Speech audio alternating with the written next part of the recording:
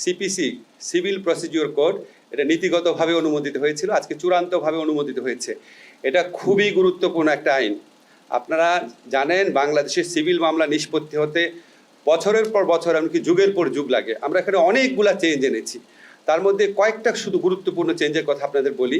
একটা চেঞ্জ হচ্ছে, আগে আপনার ইচ্ছা মতো অ্যাডজর্নমেন্ট বা মামলা মুলতবি করা যেত, শুনানি, এখন আর মুলতবি করা যাবে না।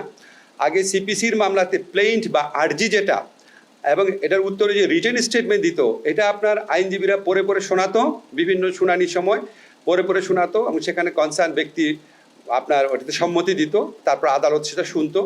এই শুধুমাত্র আর্জি আর রিটেন স্টেটমেন্ট এটা আদালতে মৌখিক কথা বলতে 2-3 বছর পর্যন্ত নজিরও আছে, কারণ অনেকদিন পর ডেট পড়তো।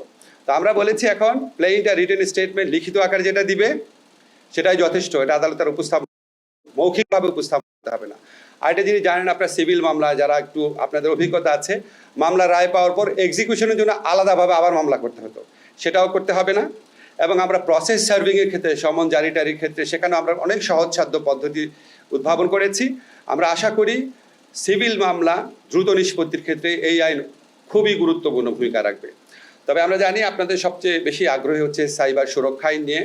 আমরা যখন আপনার প্রথম আমরা দায়িত্ব গ্রহণ করি তখনই আমরা বলেছিলাম আমরা যে আগের যেটা আইন আছে সাইবার সিকিউরিটি অ্যাক্ট, সেটা আমরা বাতিল করে আমরা একটা যুগোপযোগী আইন করব। এরপর আমরা বিভিন্ন সময় ড্রাফট করেছি আমাদের যে আপনার তথ্য প্রযুক্তি বিষয়ে যে আপনার স্পেশাল অ্যাসিস্ট্যান্ট আছেন ফয়েজ, উনি অনেক কষ্ট করেছেন, তথ্য প্রযুক্তি মন্ত্রণালয়, আইন মন্ত্রণালয়, আমরা সবাই মিলে অনেক কনসালটেশন করেছি। আমার জানা মতে বাংলাদেশে কোনো আইন নিয়ে এত কনসালটেশন হয়নি। 25 বার আমরা ড্রাফট চেঞ্জ করেছি। সবশেষে আমরা এই আইনের যারা সবচেয়ে বড় সমালোচক ছিল সিভিল সোসাইটি, তাদের সাথে 3 ঘন্টা একসাথে বসে ফাইনাল করেছি, চূড়ান্ত করেছি ড্রাফটটা। আজকে এটা উপদেষ্টা পরিষদের মিটিংয়ে উঠেছিল, তারপর সেখানে একটা অ্যামেন্ডমেন্টের সাজেশন আসছে, সেটাও আমরা করবো বলে সিদ্ধান্ত নিয়েছি। এটাও আপনার জাস্ট আমাদের ল মিনিস্ট্রির ভেটিংয়ের পর গেজেট নোটিফিকেশন হবে, হয়তো আপনার এই সপ্তাহের মধ্যে এটা চূড়ান্তভাবে প্রয়োগ হয়ে যাবে।